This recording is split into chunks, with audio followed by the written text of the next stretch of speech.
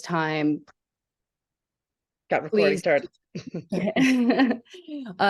during the lecture, feel free to put any questions that you have in the chat, and we'll try to collate those and get to as many as we can at the end. But now I just wanted to take the time to introduce Dr. Abu. So he is a school psychologist and director of mental health and wellness at Just Kids Early Childhood Learning Center in Baldwin. And he works at a special needs preschool and prefers to be called Dr. Abu because it's easier for his preschool students. Dr. Abu also has a private practice where he provides counseling services to adolescents and adults.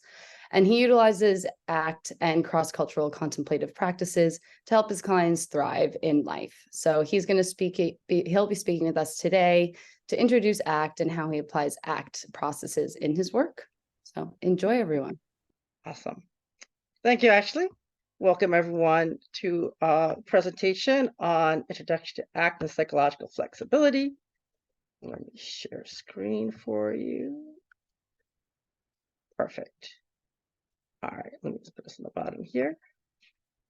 Okay, great. So we're going to talk about an introduction to ACT and psychological flexibility and understand how ACT can be applied across a variety of settings, a variety of environments, and really with a variety of individuals as well. And to best understand this, let's talk about ACT in the first place. What is ACT and what is it and how is it applied? So ACT, to break things off, is an empirically based psychological intervention, which means there's a lot of research behind ACT.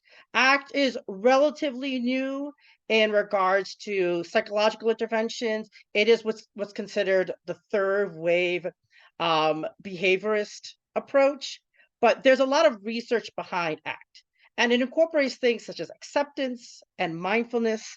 And when we talk about acceptance and mindfulness, the way we can think about this is in regards to the space of the mind.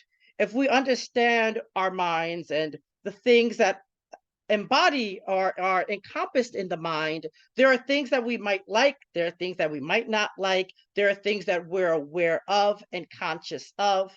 But these are things that are within the mind, and if we're aware of that, we're being mindful of that. So ACT incorporates that mindfulness, that awareness. And it's done with the purpose of being able to create commitment and creating behavior change. So when it comes to understanding the mind, it's used for a particular purpose. We want to create change, and we want to create change that's more conducive to health, well-being, happiness, and so on, really better quality of life. And that better quality of life is facilitated with what's called psychological flexibility. So we'll explore that next. So what is psychological flexibility? Now, there is the jargon definition of psychological flexibility, which incorporates being fully conscious human being able to understand and being responsive to the context, to the situation, to the environment, and then being able to allow new behavior patterns or the behavior patterns that we want to endorse. We want to have those behavior patterns in connection with our values.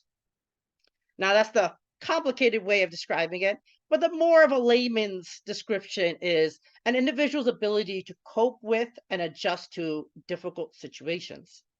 In our day-to-day lives, our minds are constantly bouncing between different things, whether work-related tasks, whether it's biological needs like hunger and thirst, maybe childcare needs, or other miscellaneous things that can draw our attention.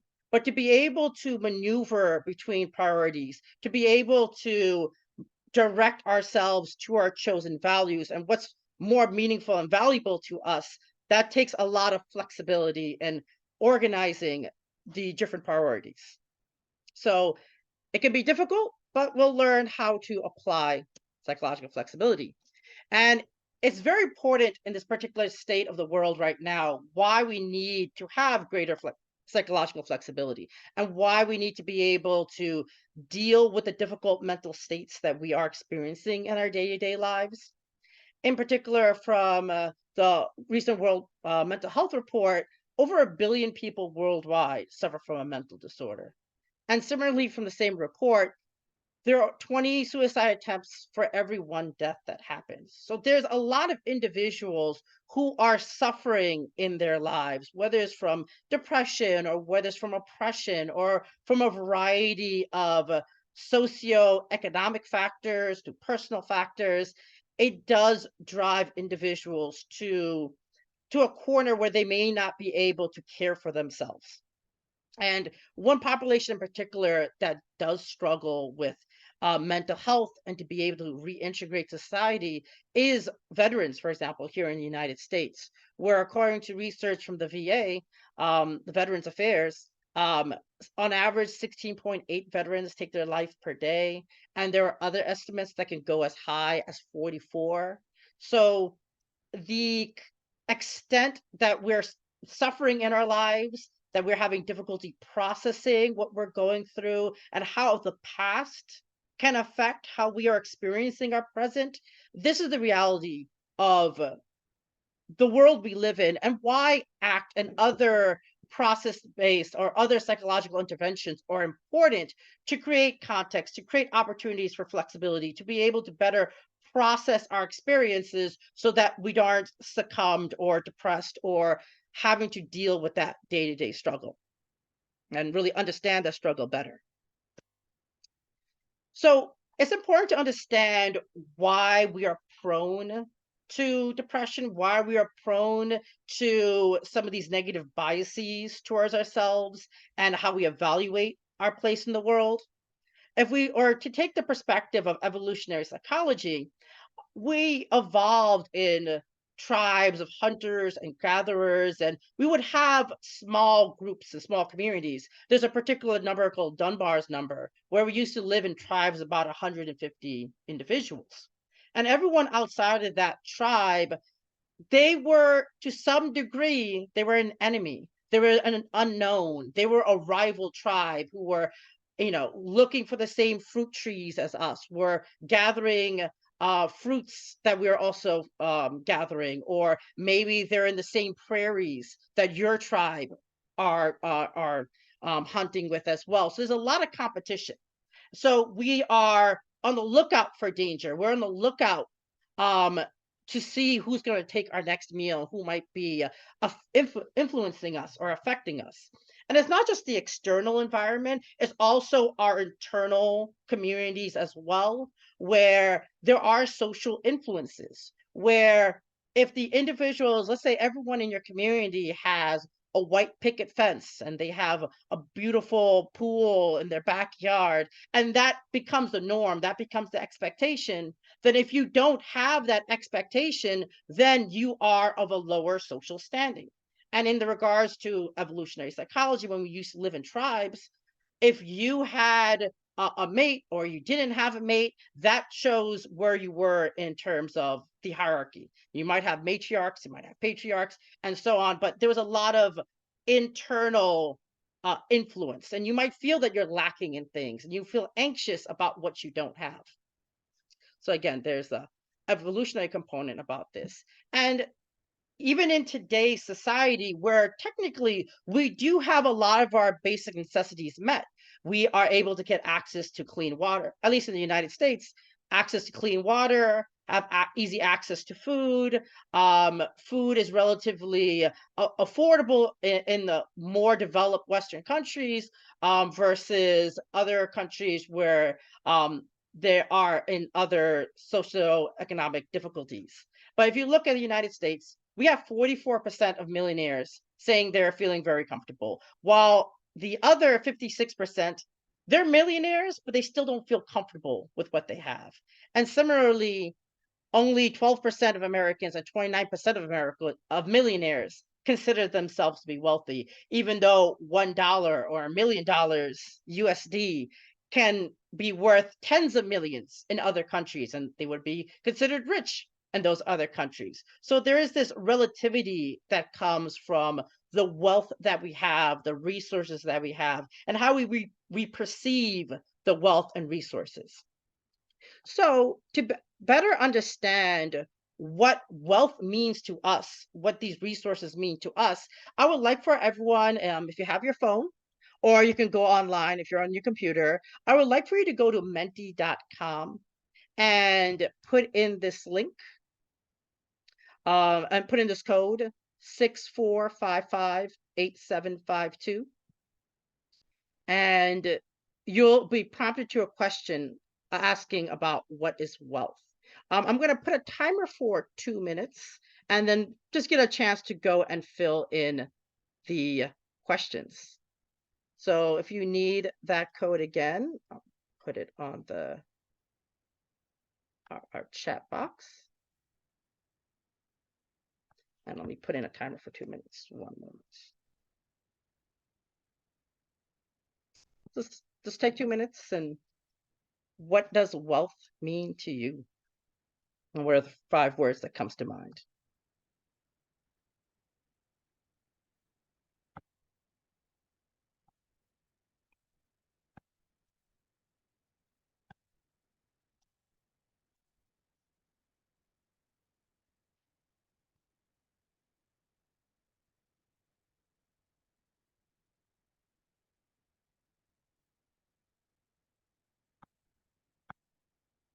Okay.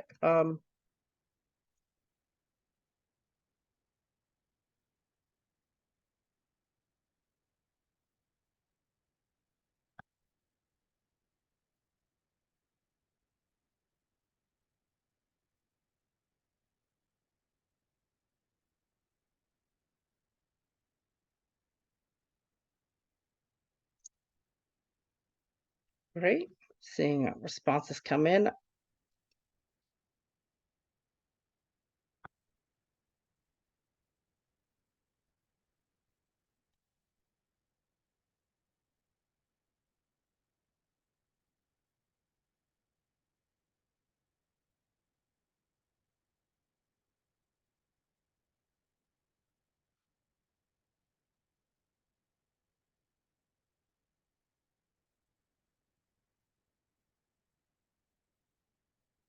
Awesome. And if you just joined in, we are doing a short activity on menti.com.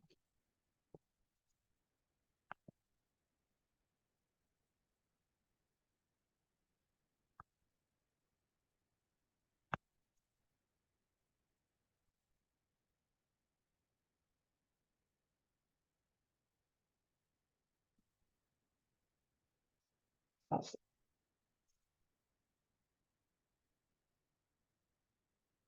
Thank you. All right, so that was 2 minutes. Thank you all for your responses. And I see we're still getting some responses in right now, so that's awesome. Give it another 30 seconds. Oh, awesome.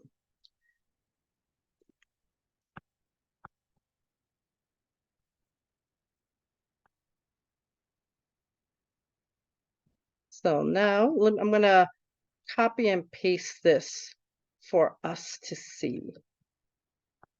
Just bear with me for a second.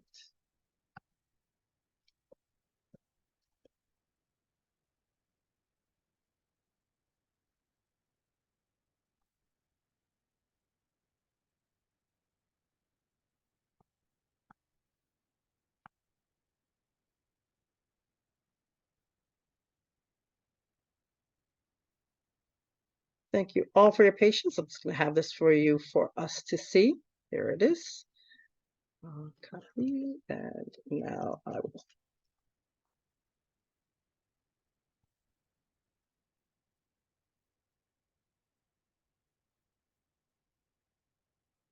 All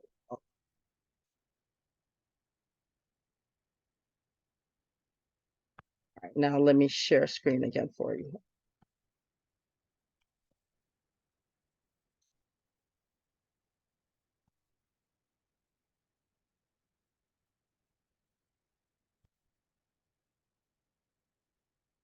Ooh, 1 second. Do you guys see my? There it goes. My apologies on the delay. Here it is. Okay, great. So this is what we have for wealth. We're seeing abundance, security, happiness, resources. There's privilege. This is from 100 responses in total. So appreciate all the responses from everyone. But we're seeing a combination of having abundance, having money, resources, having freedom, wealth as being a means to a goal for certain individuals, whether it's financial ability, luxury, maybe things that leads to more like capitalism and having more than enough. There's a balance, or wealth going towards healthcare and vacations and other things, but it's a variety of understanding of what wealth means to us.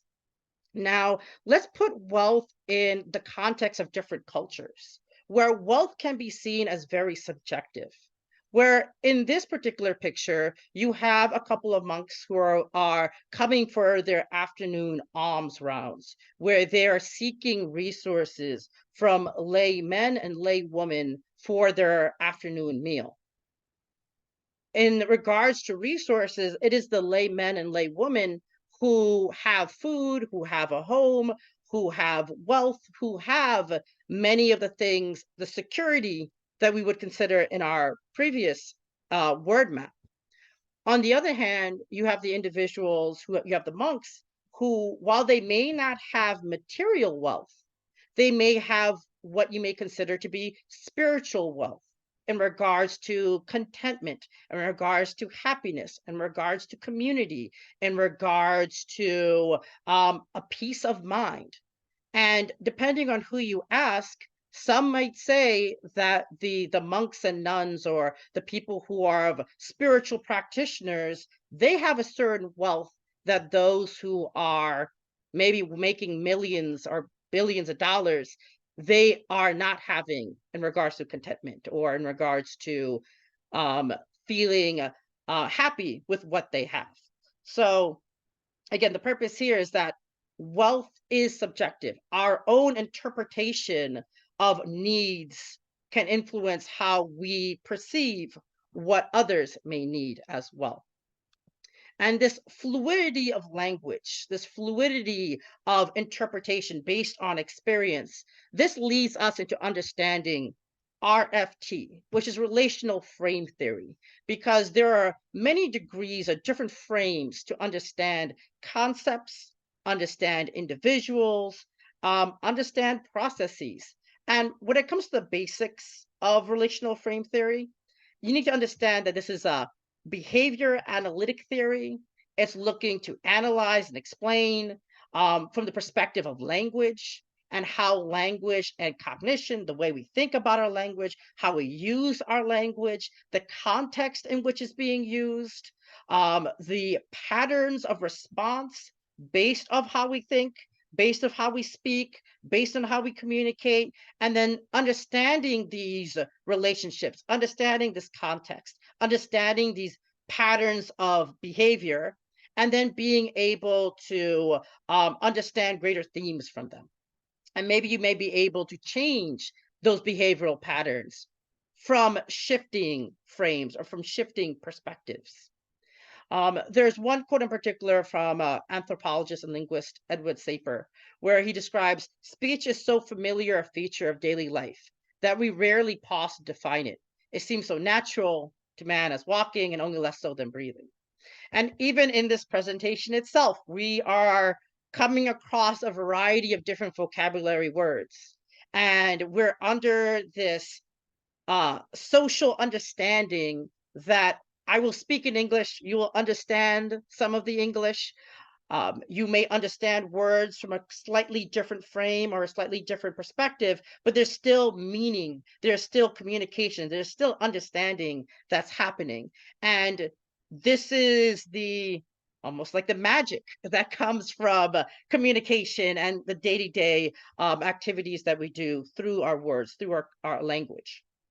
And to further understand this flexibility of language, we're going to do an activity. I would like for us, we're going to be breaking into little groups. And I would like for us to come across how many different meaningful expressions there are from the word okay. And I'll just give two examples of what I mean by meaningful expressions. You might hear this and okay, you will be broken into groups. You might be like, okay, I'm ready. And you might have other individuals who are like, oh, I gotta talk with strangers for 2 to 3 minutes. Okay. That is another way of using the word okay to mean a different type of expression. So I would like for you to speak with a small group. We'll be breaking into groups to figure out how many different meaningful expressions there are. And if you go to menti.com, also with the same link, I'm going to switch over to our next slide, which will prompt you to go and there'll be a multiple choice question of how many meaningful expressions there are. So we're going to do a breakout room. We'll have I will do 10 breakout rooms, so it's about 3 participants, and we'll do this for 3 minutes. Okay, and I will create this in 3 minutes. We'll be coming back. Let's see. Okay, and there it goes. Okay, you should have received invitations to the rooms. Okay, awesome. And we'll reconvene.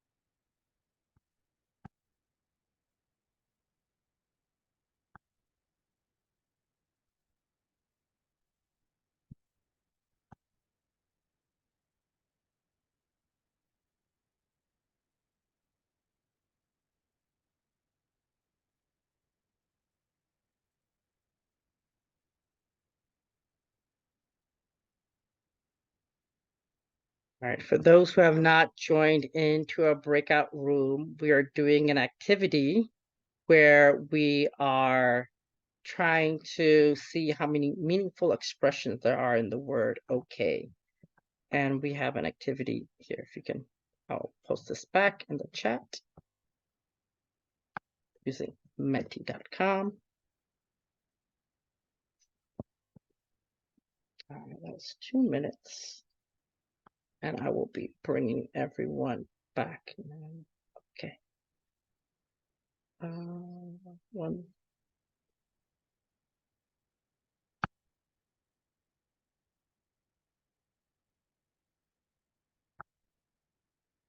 Okay. Great. In the 1 minute, and then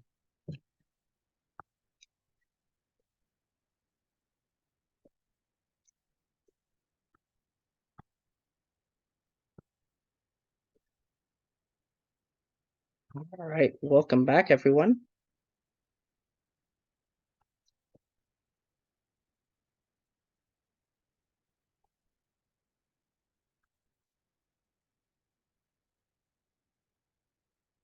Interesting seeing all the responses come in.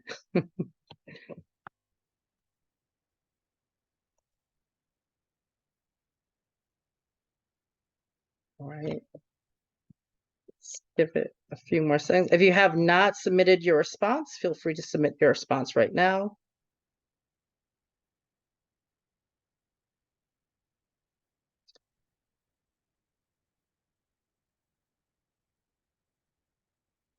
Right. Great. We're having everyone back. If you have not submitted a response as of yet, feel free to submit a response. Just going to collect it together and show what our thoughts are and how many meaningful expressions there are from the word okay.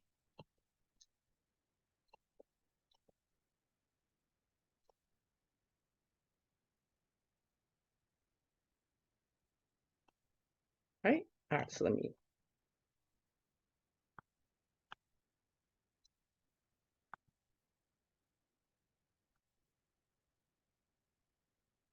Now we'll post this up again for us to see.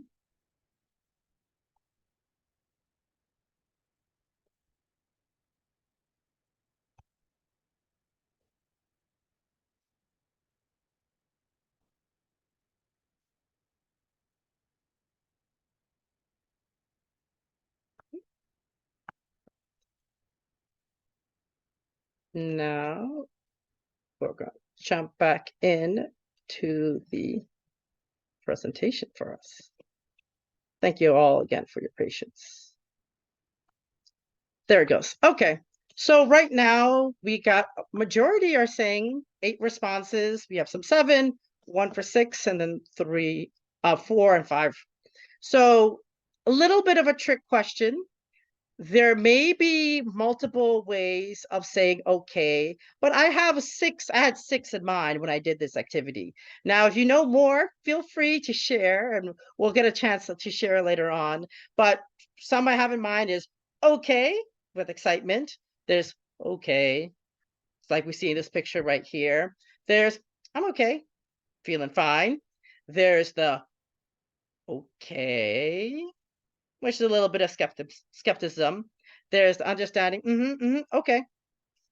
Very simple, like you're understanding. And then there's the okay, which again is another meaningful expression of the same word. And the purpose of this activity is to be able to understand or to see how one word can have multiple different meanings based on how it's said, depending on the environment, the context in which it's said, the person that you're speaking to. And again, this is the flexibility and fluidity of language. And when we think about this flexibility of language, this is how relational frame theory and how we can use language to go about creating change, creating behavioral change, and to really have better understanding of the environment in which we live. Psychological well-being involves the ability to flexibly interact or a language about. So that's the way you understand, how you interpret, how you perceive your experiences in context-sensitive ways to connect with meaning, purpose, and even in adverse contexts. And this connects back with psychological flexibility, where even in adverse contexts, even in difficult situations, you want to be able to adjust yourself. You want to orient yourself towards your goals, towards your values, towards what's meaningful to you. And that maintains your well-being, that maintains your focus towards better quality of life, towards greater well-being, and so on. And ACT goes about doing this through things such as metaphor, through techniques like paradoxes, and being able to take experiences and put them in relationship to a bigger context or in relationship to a more broad perspective. And we'll give some examples of different type of ACT metaphors that can be used. This is from some of these examples are from the big book of ACT metaphors. There's don't think about a puppy, where when you don't think about a puppy, guess what comes to mind? A puppy. There's a ball in a pool, where when you try to repress certain thoughts and you try to keep them down, they tend to float back up and remain in the surface, remain in your awareness. And you might be present with that. And to be able to respond to that ball as it's there on the surface versus trying to push that away, there can be a greater psychological flexibility and greater healing from actually approaching those difficult feelings. There's the boat on the water, where if we are a boat and we're on the water, you're getting splashed, you're getting waves coming to and from, and being able to be resilient, being able to recognize these waves of emotions as they come, that allows one to be empowered to be able to respond in the way that is in line with their values, that's more connected what they want to do, so they're able to be better observer of what their experiences are. There's the example of Name That Tune, where if you're able to personify, let's say, an internal voice, or if you're able to go and take a particular anxiety and create some distance from it by making it something less intimidating, by making it something more manageable. For example, there's a client that had this very menacing internal voice, and that had his inner monologue. But when that inner monologue transformed into Gollum, and Gollum constantly craving his precious, it almost made it humorous. It made it more light. It made it more funny, the needs and wants the person had, the client had, and allowed them to create some distance from those thoughts, create some distance from those experiences, and which allowed them to work with it from a more flexible way. You can also respond to triggers. So then in that way, you are catching these triggers as they arise, as it comes into your awareness, and then you're able to orient yourself or pivot appropriately depending on what comes up. And one metaphor I like to use frequently with clients is the idea of cultivating a mental garden, where there are times our focus and attention can be very fixated or rigid towards particular areas of a garden, where maybe you have a patch of grass that's a dying, or maybe you have a certain section where there are some trees chopped down, and maybe that represents a past trauma. Maybe that represents a particular struggle or adversity that you're experiencing. But that patch of dying grass or those chopped trees isn't the entire garden. If you actually look around and acknowledge the greater context or the greater space around you, you might realize that your family, your parents, maybe your friends, your loved ones, these can be areas of support. These can be you know, whether they're rock sculptures, or maybe there are sturdy oak trees or apple trees in your garden. And then being in the big city like New York City, or being in the New York metro area, and being surrounded by a lot of different culture and variety of food, there's a lot of things to be appreciative of, to be grateful of. And when you expand um the perspectives and you expand the garden, you might realize there's more to appreciate in one's life, which creates more flexibility and creates the opportunity to move more with values. So these are examples of different metaphors that can be used, whether in a clinical setting or even in school-based settings and other settings where you're working one-to-one with a person, or of course, even towards yourself if you want to be able to improve your own psychological well-being. So this brings us to the question of who uses ACT. And really, there are many variety of people. As we have a large crowd right here. You have therapists, you have counselors, psychologists, social workers, nurses, teachers. Basically, if you're working with another person, there is a value in applying ACT, because we all have minds, we all have different perspectives, we all use language to communicate. So understanding how we use our words, understanding the context we use our words, to be sensitive to the environment and who we're speaking with. Are you speaking to a superior? Are you speaking to someone who's more junior than you? Are you speaking to a client or a patient? Understanding these relationships and understanding the effect we have and the bi-directional relationship as well between other individuals, these are different contexts that ACT can be used by various professionals. It's important to understand how ACT and RFT is really a behavioral science. It's being used for a particular purpose. It's good to understand ACT as being a process-based therapy. It's not defined by particular techniques or technologies or particular patterns. It's about understanding the individual, the person you're working with. Who is your constituent? Who is your client? Who is the person that you are trying to benefit, whether it's yourself or someone else? And then understanding their perspective. understanding their repertoire, their frames, their interpretations, their perspective on things, and then using whatever means you have within your competency, within your skill set to help that client, to help that constituent, to help that individual reach their goal. And again, because this is behavioral science, the goal is meant and seen as an objective um, direction. Like, for example, having better quality of life can relate to, let's say, waking up earlier. So you're able to do more things. You're able to go to the gym more. Maybe you're going to the gym twice a week. And then after doing some of these behavioral change strategies, you're going 3 to 4 times a week. Or maybe you want to have better sleep. And if you're normally sleeping at 1 or 2 a.m. and you're trying to get to your bedtime to, let's say, 11 p.m., which is a little bit more reasonable, you might do particular strategies to allow your bedtime to be an earlier. And you can collect data to see whether or not you are actually meeting your goal. So again, you can use a variety of techniques to achieve the goal for a particular client or particular individual.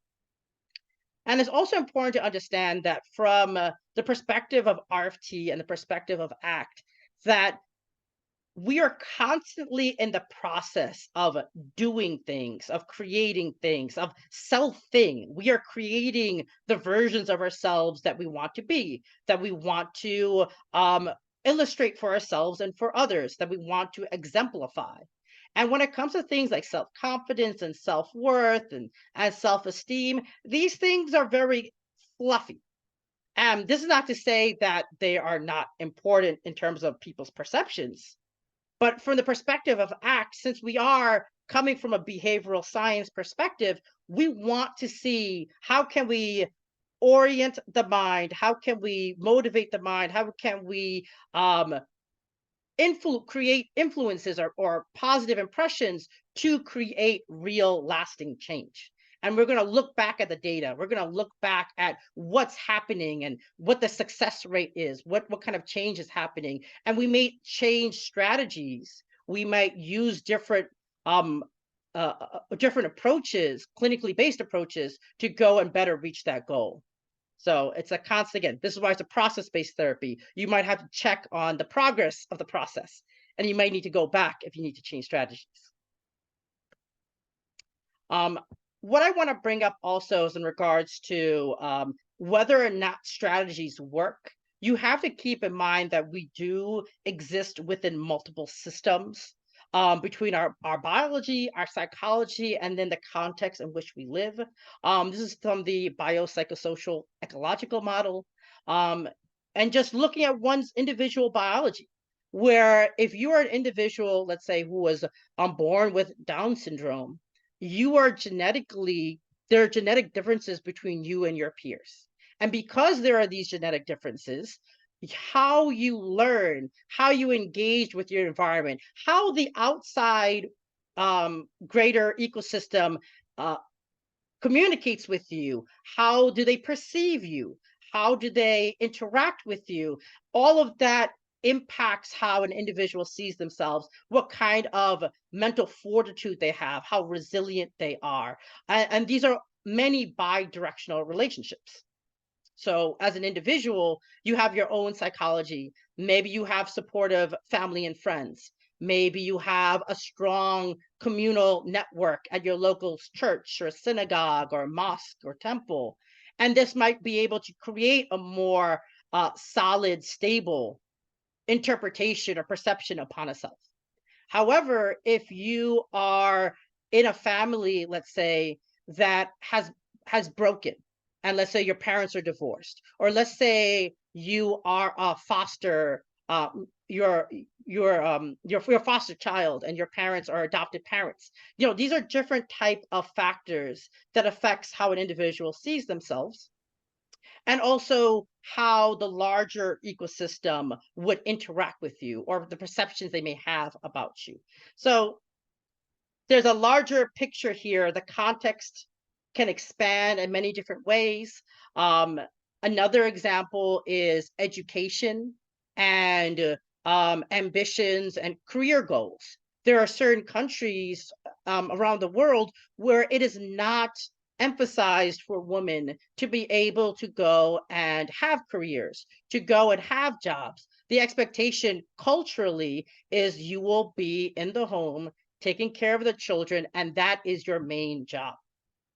If that is what your parents are telling you, if that is what your community is telling you, if that is what your health minister of your country is telling you, then in your particular worldview and your particular viewpoint, you're going to limit and have a certain rigid perspective on your career goals and your career outlook if you are a woman. However, in those cultures, if you are a man, it could be the sky's the limit. They can choose whatever profession they want. So again, the idea is there are multiple factors that shape how we perceive ourselves and the dreams, the values, the goals, the direction that we want to move ourselves towards the future. All these levels of interactions does affect us. All right. And in understanding where ACT comes in this bigger framework, there's a lot of different points of interactions. And again, as we mentioned earlier on, there's a lot of clinical evidence on the effectiveness of ACT and being able to help individuals, whether it's chronic pain, whether it's depression, anxiety, OCD, psychosis, and as of 2023, there's 440 meta-analyses. So I won't bore you with all of the studies out there, but take my word that there's a lot of examination on how ACT can be used across different systems, across different countries, across different cultures. And there's a consistency in its ability to improve well-being and to help individuals feel comfortable with themselves. Okay. All right, so let's just take a moment to take some deep breaths. I know we covered a lot of material and talking about ACT, RFT, language, and we've been doing a lot of languaging these last few minutes. So let's just take 3 deep breaths to kind of center ourselves a little. Let's breathe from the nose, and then allow the breath to go into our belly, allow our bellies to rise, allow our bellies to fall, and we'll take 3 breaths. Let's start with our first breath.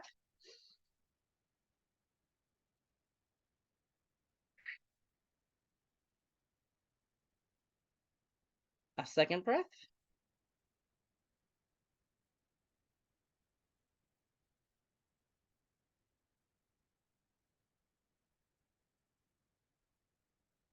And now one last breath.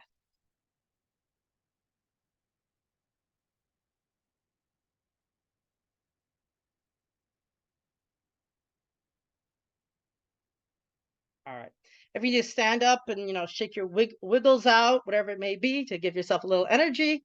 And we're gonna jump in to another activity in terms of understanding perceptions. And now we're gonna look at a past perception.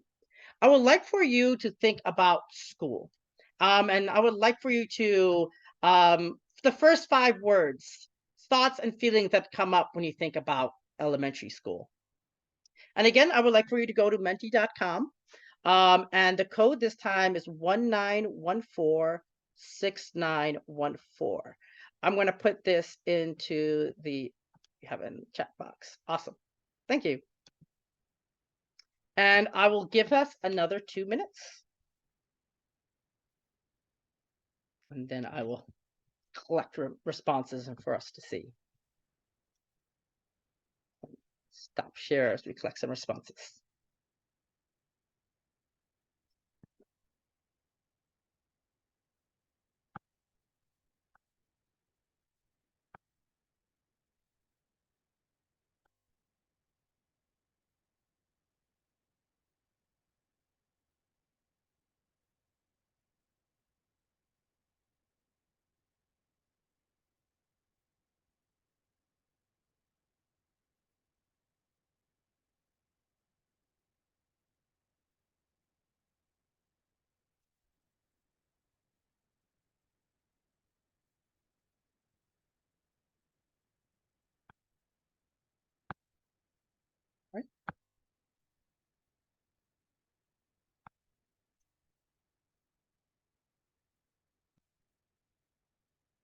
All right, I'm seeing some responses coming in.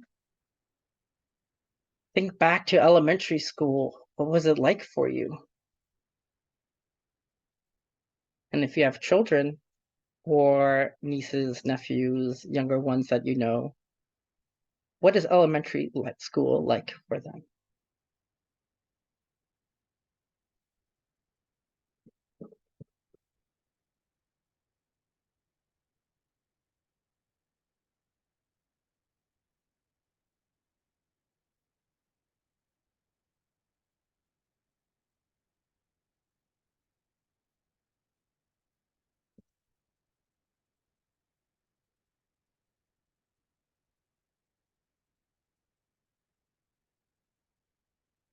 So let's give it another 30 seconds or so, and then we'll bring this for all of us to see.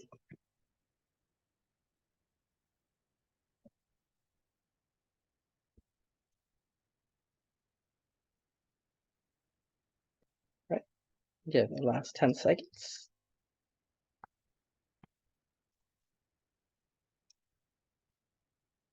Now let me get the visual for us.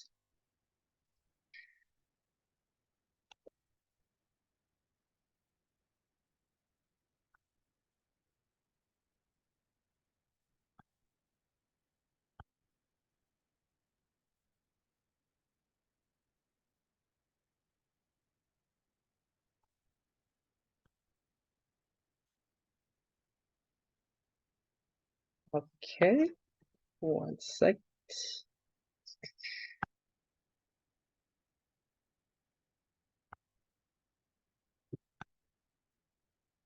Okay, let me share screen now for us to see.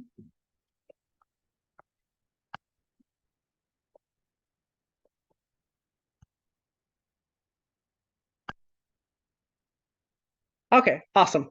So here we have our word map for elementary school, and we're seeing a big emphasis on it being fun. There's learning, there's excitement, there is growth, there's joy, there's recess, but there's also on the other end where you have more difficulties. You might feel it's oppressive, anxiety provoking, mad, that you might feel hurt, horrible, anxiety, insecurity. So when you think about elementary school, there is the positive experiences if you're able to really immerse yourself in school and learn and have fun and excitement. And then there's the other end where if you don't have the skills for to thrive at school, then you're going to have some difficulty potentially. Now, what you know about elementary school. Now, imagine rewinding 2 to 3 years. Imagine now you are a 3-year-old or a 4-year-old, and imagine that you are a child that has limited language. Your experience of school would be markedly different. If you lacked the skills to be able to thrive in school, if you're just learning or just picking up the skills to know what school's about and what it means to learn, what does it mean to be social, what does it mean to um, need to share. These are the type of experiences that a preschooler would experience. And personally, I work in a special needs preschool. So I work in an environment where typically children ages 3 to 5, and this is their first school learning experience. So a lot of what we see here for elementary school, they even haven't built up the skills to get there. But we would want them to have the fun and excitement and the learning. But let's see, and I would like for us to see the journey for some individuals to get to the place where they can have more of that excitement, more of that fun, to have more of the learning, to have more of a positive experience in elementary school versus, let's say, having a more maladjusted and having a more difficult time. So one of the first things to consider in regards to the development of a child or development of children is about their ability to learn words and pick up words, recognize words. Because as we've learned earlier, we're constantly languaging. We're constantly using language to understand the world and to understand our place in the world. So children by the age of 1, they recognize about 50 words. By 3, about 1,000. By age 5, there's around 10,000 words. Research has shown consistently that children from lower socioeconomic status, they have fewer vocalizations, there's less child interactions, they're exposed to less vocabulary. And if you think about things from a cultural and a societal perspective, if in today's world, if you have both parents, mom and dad, working 1 to 2 jobs to be able to pay rent, be able to pay the bills, in order to pay for childcare. Maybe they have college loans that they need to pay off. Maybe there's credit card debt and so on. There are a lot of stressors for parents or guardians of lower socioeconomic status. And because there's more obstacles and difficulties and adversities for the parents, they have less opportunity to interact with their child. They have less opportunity to give the child the tender love and care they may need, that interaction. And yes, it's ideal for parents to be able to invest and care for their children, but if they physically cannot because they're working 2 jobs each to make ends meet, and like New York City, where the rent is too damn high in certain situations, there are populations that do struggle. And some research from 1995 pointed out that there's roughly a 30 million word gap between children from higher socioeconomic status from children who are raised in lower socioeconomic status homes. This figure might be a little bit less because of some measurement concerns, but roughly speaking, there's still a huge gap difference in terms of the number of words children are exposed to and the number of words that they're using on a regular basis. So certain children can be set up to have difficulties with expression and understanding. When you go to the preschool setting, you're bringing in these concerns, you're bringing in the skills, but you're also bringing in the deficits if they aren't able to build that skill set for the preschool's environment. So when you're in a preschool and you are an ACT practitioner, and my example, I'm coming in as a psychologist, as a school psychologist, then there's multiple layers of application of ACT, where on one hand, you might be applying ACT individually with a child through providing counseling services. Let's say if the child has parents that are going through divorce, and you need to be able to provide some language for the child to interpret feelings of being mad, feelings of sadness, what to do when they feel like crying and they want to lash out. What are healthy ways to feel good about themselves? These are different things that you can teach in a counseling environment. And then that's with just the individual child. But then there's also ways where you can work with the greater school system. And that's with utilizing positive behavior intervention and supports, which is called PBIS. And this is where you're working with the entire school to help promote a positive, supportive environment, to create schools that are fun, exciting, safe, nurturing, that are educational, social, and so on. You want to be able to create the environment for this. And one thing we would do to help support the children and help support the staff is we would have like different type of token boards in place. For example, in our school, we have a beehive and bee system where if you earn 5 bees, you earn a prize from Prize Box. And these bees are rewarded to children when they are being kind, when they're being safe, when they're being good friends, when they are lining up for circle time, or when they are washing their hands before a snack.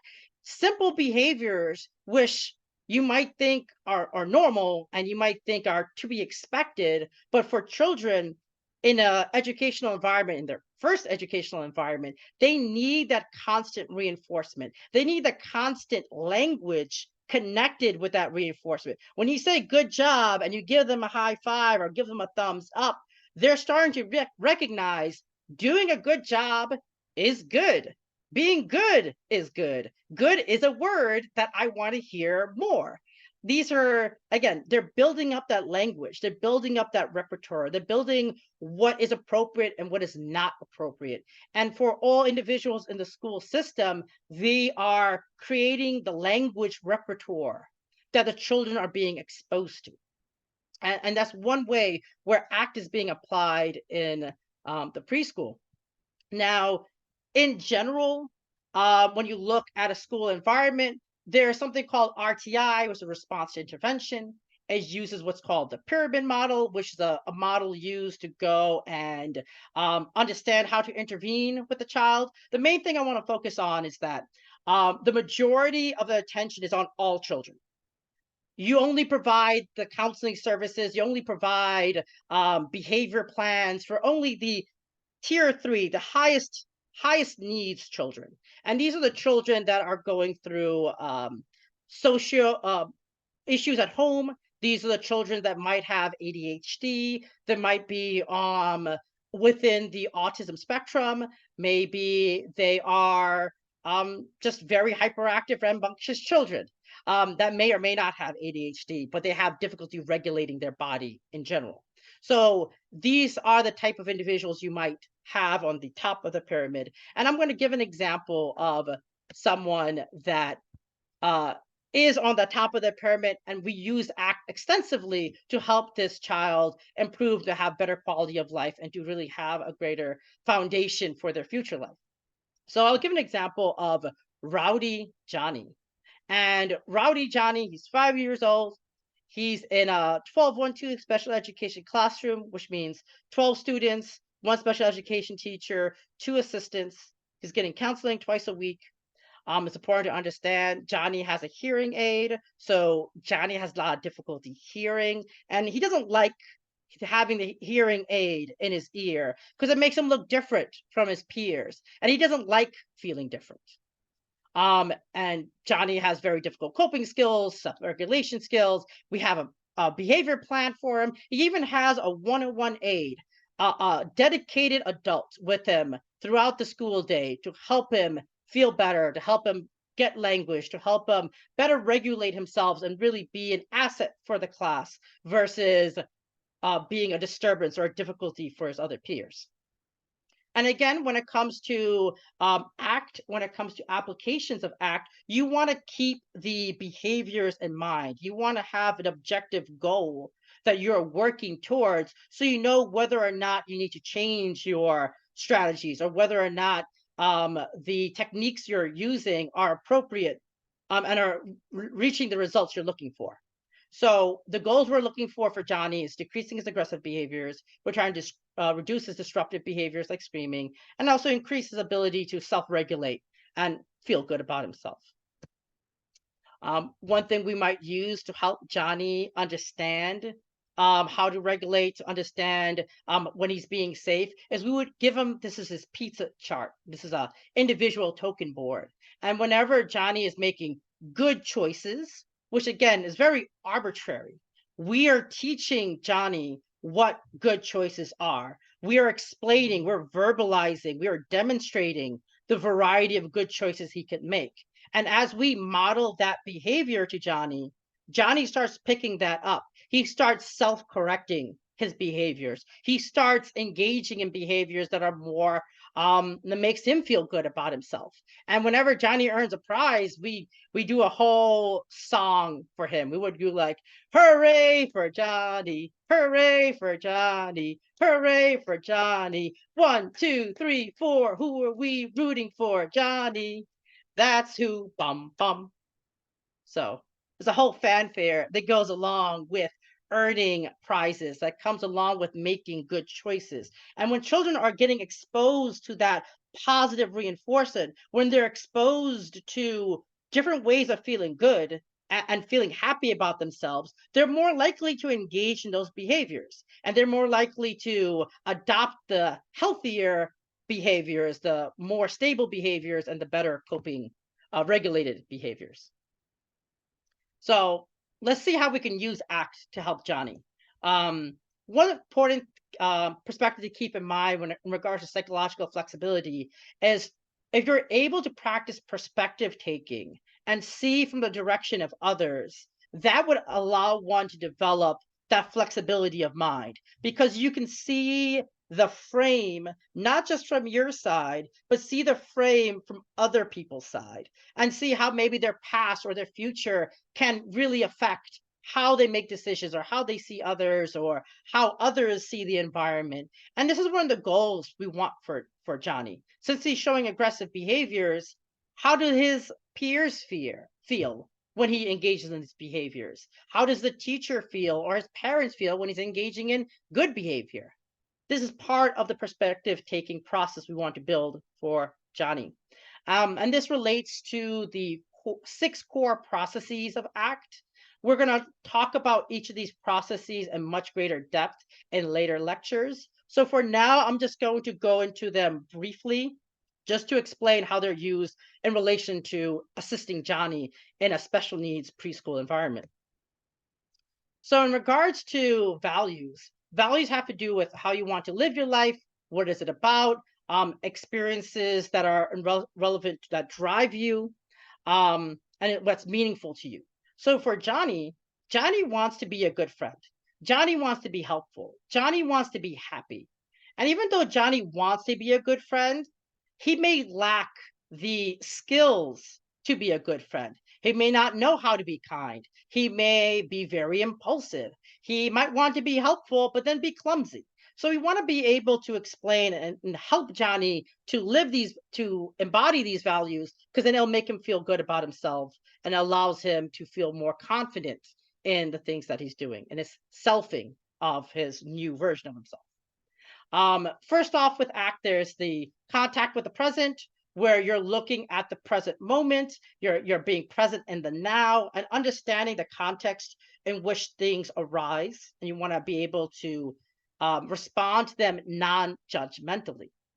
Now, when it comes to assisting Johnny, we can help him with recognizing his feelings when they arise to help him be able to label them.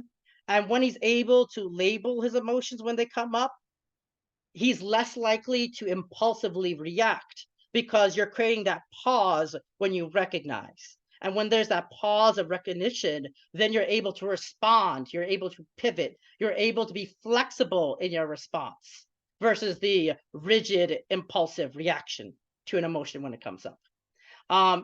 Also, being able to communicate his needs when he notices them.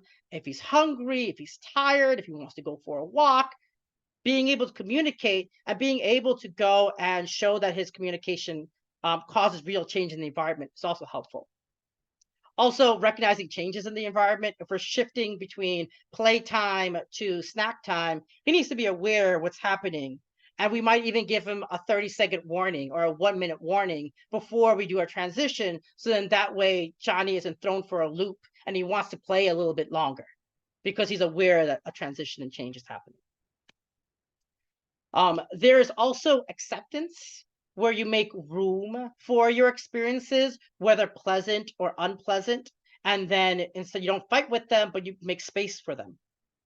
And in regards to Johnny, we want him to understand that it's okay when he feels sad, or to help him understand that maybe it's hard to share toys. Help him understand sometimes it's hard for him to control his body. Have him understand that when he hurts a peer and they're crying tears, that means they're sad. When he cries tears, he's sad. If a peer is crying tears, that means that they're sad. And helping him build on empathy, having him build on the theory of mind, that other children have minds and other children have experiences. We want him to understand and accept that other children have experiences as well. We also want to connect that he's hungry. It's okay to be hungry. And similarly, if he's earning prizes and he's doing good things, it's okay to be happy. You should feel happy. You want to marinate in that happiness sometimes to feel more comfortable, to be able to want to do these things into the future. There is diffusion. And basically, when it comes to diffusion, it's about understanding and creating space and separating from unhealthy helpful functions. And it helps from, we can do this by recognizing our thoughts or some of our experiences as being illusory, and we might be able to take a step back from them. So, in the example for Johnny, he wants to be helpful, he wants to help, but his impulsivity when he's volunteering for a job is not really helpful. So to have him first ask to help first, it creates that distance. It creates an opportunity for Johnny to feel in control and also feel good for himself for helping, for volunteering. And he's creating separation from that impulsive self. Similarly, if he's feeling a particular emotion or if he feels like screaming and things like that, he can go and choose other options to understand the behavior that's there. He can accept the feeling, but then diffuse and separate from the feelings that are not productive. Like screaming doesn't help him out. It doesn't move him towards his goal. He's not helpful when he's screaming. He's harming his peers, disturbing them. So having him understand what he needs to move away from is part of that diffusion process. And having him ask for a timer can be helpful when he needs to separate from that feeling of anxiety or that feeling of, I want it now, I want it now, I want it now. Seeing a timer, a stand timer, for example, helps with that process. There's also seeing the self as context, where you observe the self. You can think about yourself as a thinking self. For Johnny, we want to help Johnny and avoid him from developing this concept of being a bad boy and that other children are bad. There's a particular fusion, there's a particular rigidity with being a bad boy. And when he has this self that he is fused with, and that, oh, I'm a bad boy. Bad boys hurt friends. Bad boys don't listen to their teachers. Bad boys X, Y, and Z. You want to be able to change that narrative. You don't want him, or you don't want Johnny or any children for that matter, to over-identify with some of these labels because it limits their flexibility. It limits their ability to be more responsive in the moment and be more responsive to their values versus having a rigid script or having a rigid manner that they conduct themselves. Another way of practicing this is changing language.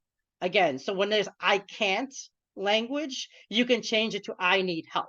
So I can't wait to I need help waiting, or I can't go down the slide to I need help going down the slide, or I can't cut with the scissor to I need help cutting with the scissor. And it's this change in language that can really influence how a child perceives themselves, how they relate with their environment, and also gives them that sense of ability, which we want to instill in the children so that they feel more confident, so they feel more empowered to be active and engaged with their day-to-day lives. Also, you want to prevent classroom staff from over-identifying with Johnny as being a bad boy. Again, you need to care for the context, you need to care for the environment. Because if other adults see Johnny as a bad boy, they're going to have biases. He might be standing up and getting off of his seat just as much as other children, but because Johnny's the bad boy, they're going to be screaming at him first. He's going to be, kind of guilty before proven innocent. So you want to make sure that that's being prevented even from a class setting. And then once you're able to go and understand a lot of these big pictures, you understand the goal, you understand the values, you understand what is the behaviors you want to increase and what you want to decrease, then you want to have more of that committed action. And this involves using the reward chart we mentioned earlier with the PISA chart. You want to be able to prompt and reward the pro-social behaviors, for example, sharing. You want to explain why Johnny's getting a PISA token. So then if he knows it's because I shared, I got my PISA token, then he's going to want to share more because there's greater contingency, there's greater reinforcement with that PISA token and with sharing in particular. And then being able to communicate, okay, when you get these 8 tokens, mommy's going to feel great. Mommy's going to feel happy. You want to be able to make that consistency so he knows what he's working towards, the benefit of it. And similarly, you want staff to be consistent with it as well. Because if Johnny's only earning one prize over the span of a week, that's not going to be very effective. It's not going to be very reinforcing. There's not a lot of opportunities to practice that positive language, to use those positive communications, to reinforce those pro-social behaviors. Those pro-social behaviors need to be consistently reinforced, and staff and the individuals who are working with Johnny or working with individual needs to be constantly making sure that reinforcement schedule is on point. All right, so we've done all this work for Johnny. Johnny has become a more safe and kind little boy. Johnny is more attentive to circle time. He's listening to his teachers. He's raising his hands. He is become a much better student than when he started working with us. And we have high hopes and dreams for Johnny. However, from preschool, you're going to elementary school, you're going to kindergarten. And this brings us back to the word map that we did earlier on.